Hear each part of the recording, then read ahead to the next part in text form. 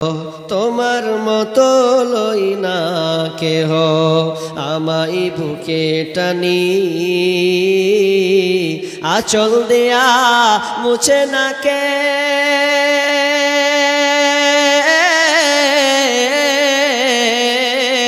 আঁচল দিয়া মুছে না কে আমার চোখের পানি।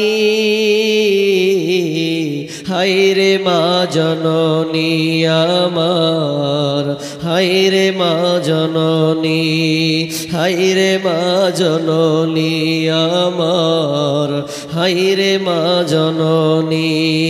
মাগো তোমার মতো লই না কেহ আমায় বুকে টানি,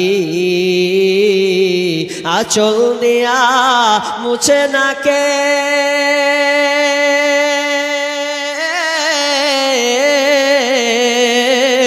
আঁচল দিয়া মুছে না কেউ আমার চোখের পানি। হায়রে মা জননী আমার, হায়রে মা জননী। সই লাগে লাখো ন জানায় আমায় নিলানা, পথে ভৈরা কান্দি আমি নাই যে ঠিকানা। সই লাগে লাখো ন জানা আমায় নিলানা, পথে বৈশা কান্দি আমি নাই যে ঠিকানা। জীবন আমার যাইব কেমনে,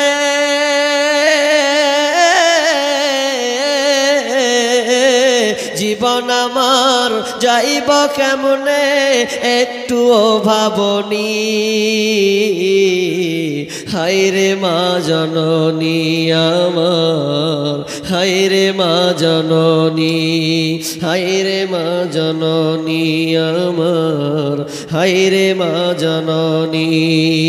দেখেন মানুষ কই যায় রে দুনিয়া ছাড়িয়া, মসজিদের ওই পালকি আয়না দোলা দেই সাজায়া তারে জনমের লাগিয়া। মসজিদের ওই পালকি আয়না দোলা দেই সাজায়া তারে জনমের লাগিয়া। এই বাড়ির কত এই বাড়ি লাগিয়া কত করলা মারামারি, মামলা মুকাদ্দমা কইরা উড়াইলা রে করি। এই বাড়ির লাগিয়া কত করলা মারামারি, মামলা মুকাদ্দমা কইরা উড়াইলা রে করি। আজকে তুমি যাবে চলে,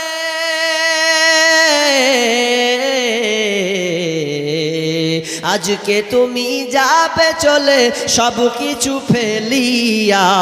মসজিদের ওই পালকি আয়না দোলা দেই সাজায়া তারে জনমের লাগিয়া। মসজিদের ওই পালকি আয়না দোলা দেই সাজায়া তারে জনমের লাগিয়া। সব রেখে আপনি মরে যাবেন। মানুষ খালি বলছে এটা করবে ওটা করবো চেকতলা করবো, মানুষের কোনো গ্যারান্টি নাই। একটুটি পটল তুলে দিলে শেষ। ও তোমার গুনা দিন ফুরাইয়া যাবে, হিসাবের দিন ফুরিয়ে যাবে, জৈবনে লাগবে ভাটি। ওই যে দেখো ডাকিতেছে তোমায় কবরের মাটি, ওই যে দেখো ডাকিতেছে তোমায় কবরের মাটি। সন্ধ্যার আগে যেদিন ডুবিবে বেলা, এক পলকে বন্ধ হবে যত রঙেরই মেলা। সন্ধ্যার আগে যেদিন ডুবিবে বেলা,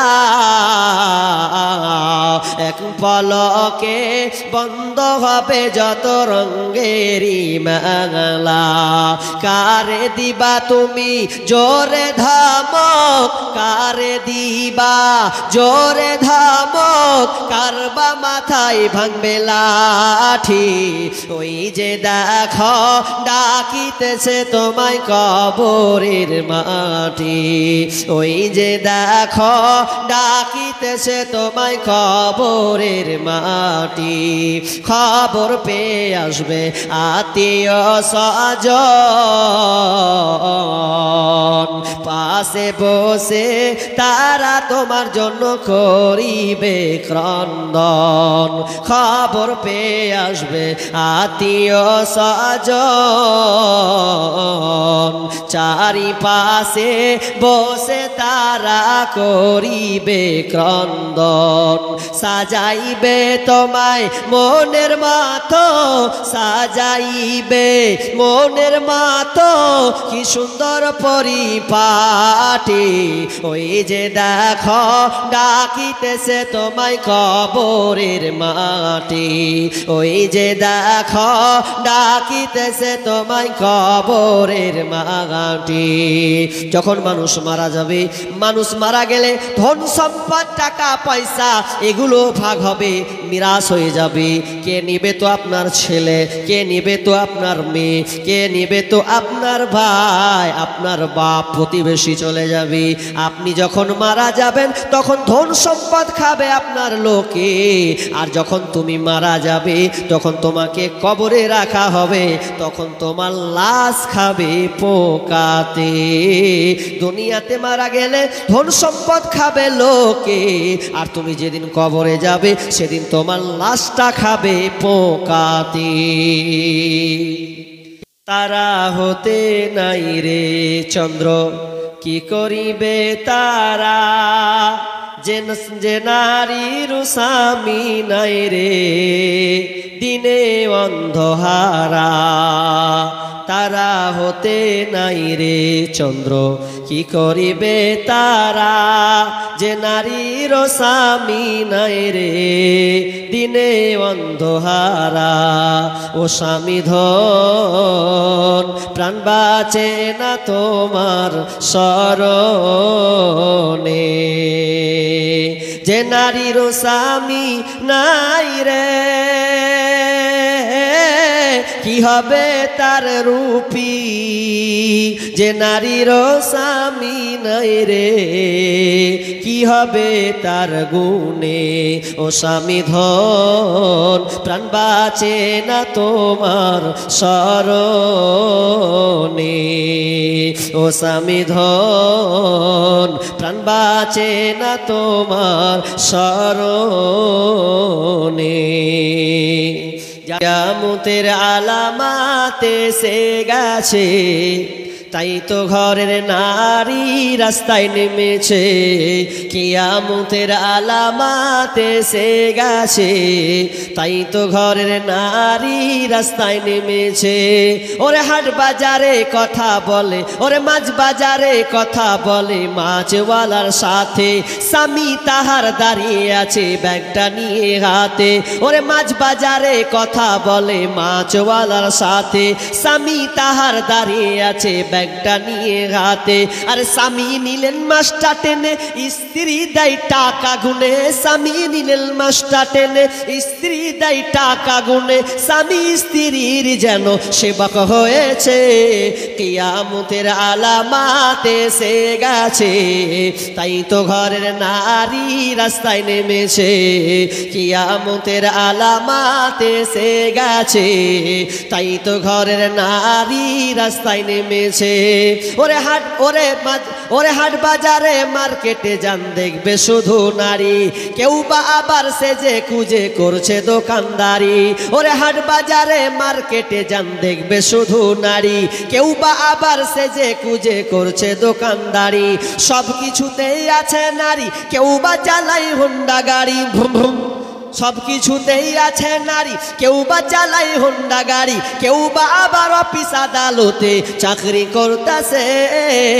কিয়ামতের আলামাত এসে গেছে, তাই তো ঘরের নারী রাস্তায় নেমেছে।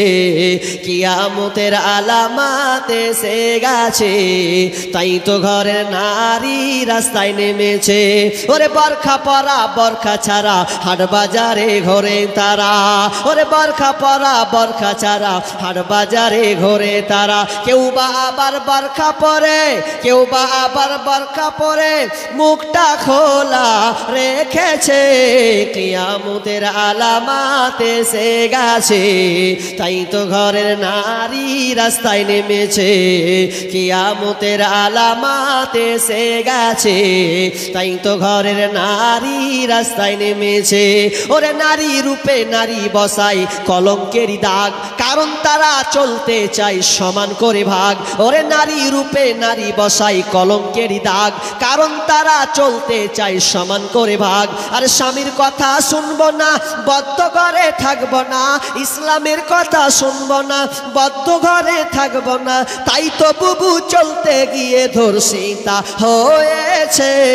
কিয়ামতের আলামাত এসে গেছে, তাই তো ঘরের নারী রাস্তায় নেমেছে। কিয়ামতের আলামাত এসে গেছে, তাই তো ঘরের নারী রাস্তায় নেমেছে। কিয়ামতের আলামাত এসে গেছে, তাই তো ঘরের নারী রাস্তায় নেমেছে।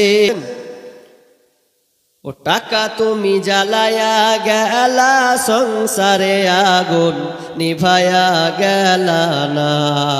ও টাকা তুমি জ্বালায়া গেলা, সংসারে আগুন নিভায়া গেলা না। টাকা পয়সা বেশি যদি করতে পারো কামাই, শ্বশুর শাশুড়ির কাছে ভালো তুমি জামাই।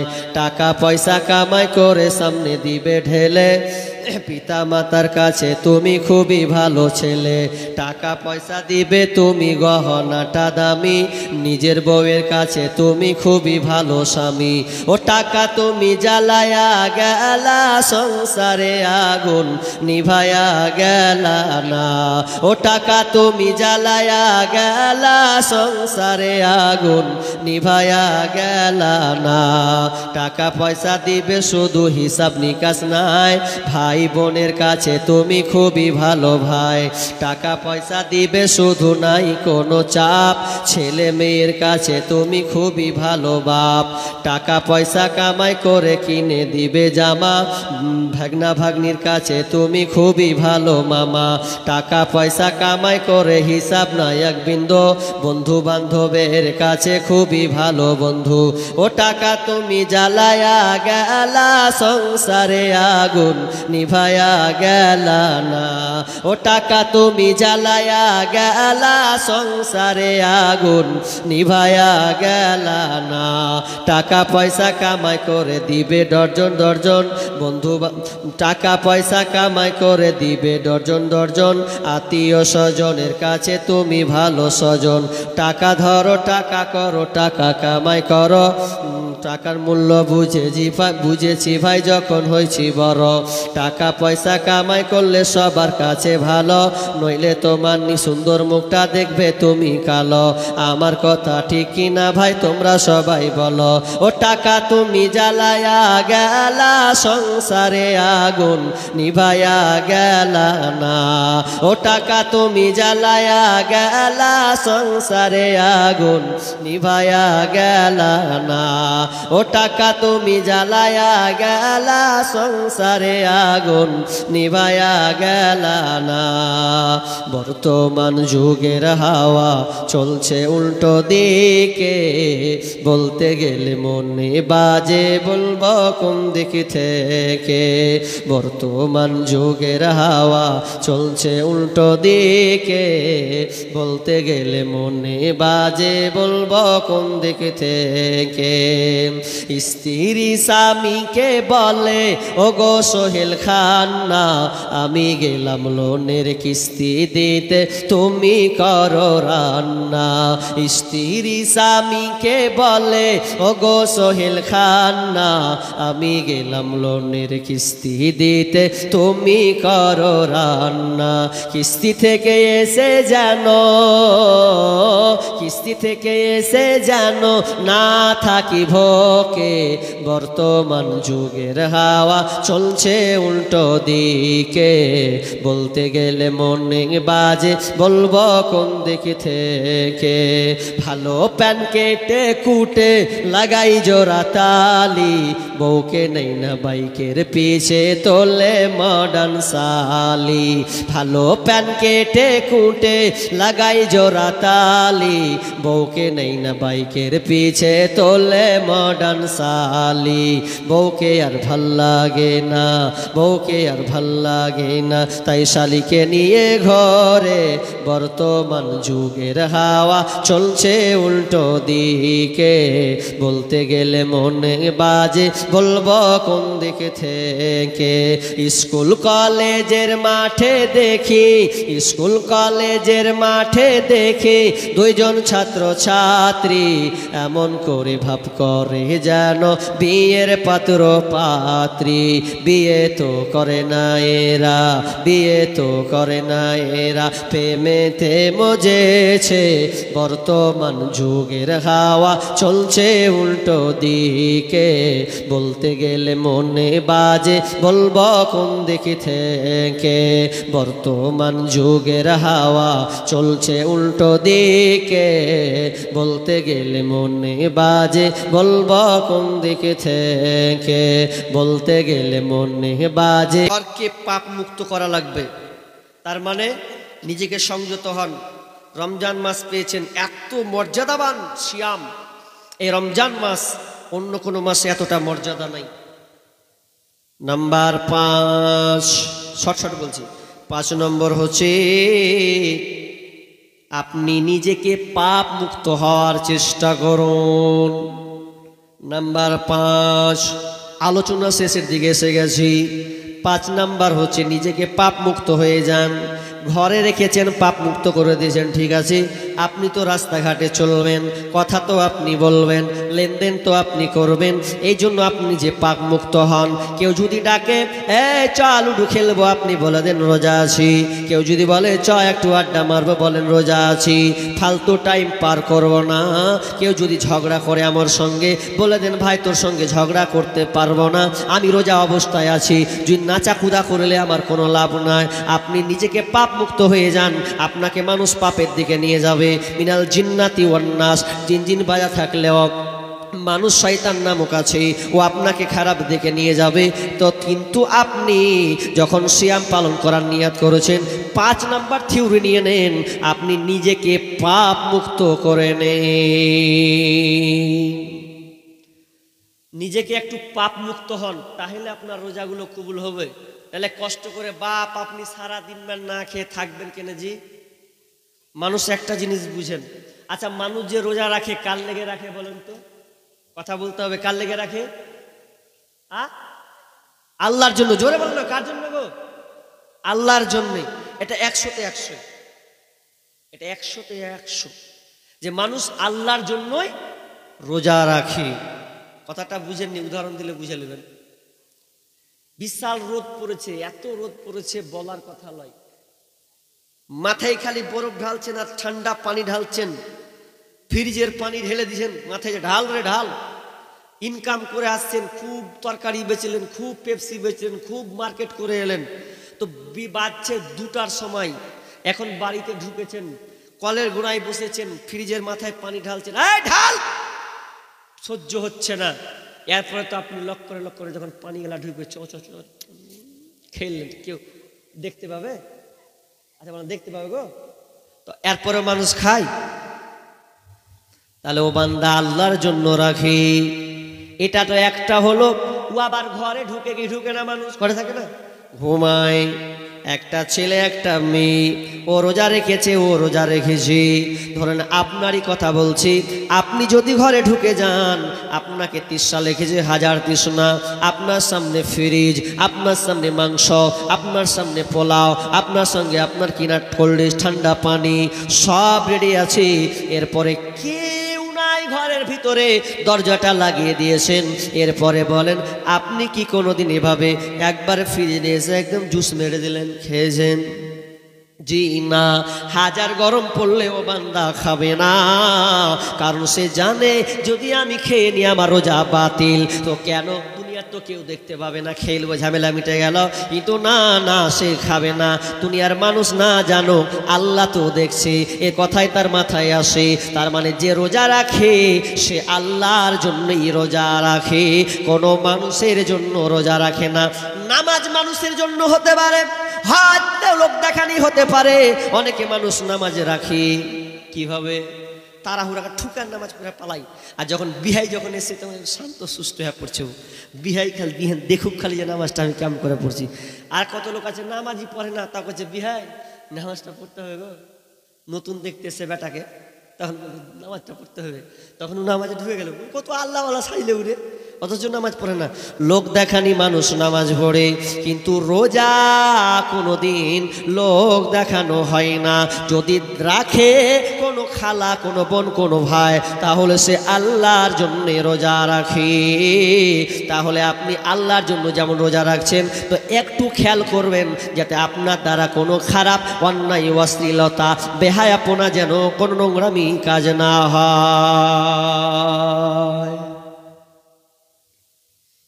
তাহলে কয়টা বললাম বলেন তো? 5টা হয়েছে। আচ্ছা, কে কে এই জিনিসটা করবেন হাত তুলেন তো ইনশাআল্লাহ, তাহলে রোজা কবুল হবে, নচেত হবে না বাপ। অনেকে হাত তুলেনি, কি জি রোজা রাখবেন না আপনারা? অনেকে তো রোজা যখন আসবে কিনা তখন শুরু হলো, মানে রমজান মাস এলি খালি পরে এখানে শুরু হয়ে গেল। কি হবে? ডাক্তারে মানা করেছে হাকে রোজা রাখতে। তো শুনে লাও, যারা বাহানা দিচ্ছ, যারা রোজা রাখছ না, দুহাই দেখাচ্ছ, তাদের ব্যাপারে একটা হাদিস আছে। একজন সাহাবী স্বপ্ন দেখছি, 2 জন ফেরেশতা আসলো, আমাকে নিয়ে গেল এমন একটি জায়গা, ফেরেশতা দুটা বলছে চলো সামনে এগিয়ে উঠি। ওই সাহাবী বলছে আমি উঠতে পারবো না, আমি উঠতে পারবো না এত উঁচাতে। ওই ফেরেশতা দুটা বলছে চলো উঠো, আমি তোমাদেরকে সাহায্য করব। ফেরেশতা দুটা সাহায্য করে নিয়ে চলে গেল। নিয়ে যাওয়ার পর যখন আপনার পাহাড়ে প্রান্তে উঠে গেছে, উঠে যাওয়ার পর বিকট একটা আওয়াজ পেলেন। কিসের আওয়াজ? চিল্লাচ্ছে জাহান্নামীদের চিল্লান, জাহান্নামীদের কন্দন, এমন ভাবে চিল্লাছে। ওই লোক সাহাবীটা জিজ্ঞাসা করছে, লোক তোমরা বলো ওরা কারা? বলছে ওটা জাহান্নামীর চিৎকার, এতটা কঠিন চিৎকার বন্ধুরে। এরপরে আমি কিছুক্ষণ আগিয়ে নিয়ে গেল, আমি দেখতে পেলাম একগুলো লোককে তারা উল্টা করে টাঙিয়ে দেওয়া আছে।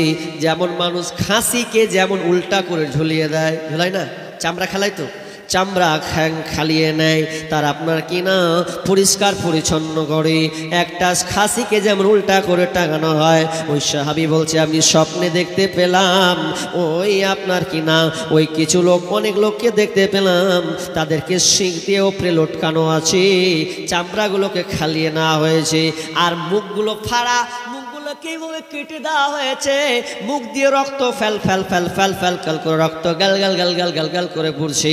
দেখে এত খারাপ লাগছে, আমি জিজ্ঞাসা করলাম এই লোক তোমরা বলো, ও ফেরেশতা তোমরা বলো ওই লোকটাকে কেন এরকম শাস্তি হচ্ছে রে? তখন ওই সাহাবীরা বলছেন এটা ওরা যারা দুনিয়াতে ইফতারের আগে তারা খেয়ে নিত। তার মানে ওরা রোজা রাখতো না, ওরা রোজা রাখতো না, এই জন্য তাদের এরকম শাস্তি হয়েছে। ভাই তোমাকে বলে, তোমার যদি ইচ্ছা হয় জাগার ওই রকম শাস্তি ভোগ করার, তুমি তৈরি থাকো, কিয়ামতের দিন তোমাকে ওইভাবে লটকানো হবে। না না না বন্ধুরে, খবরদার সিয়ামকে ছাড়িও না, এ রোজাকে তুমি ছাড়িও না।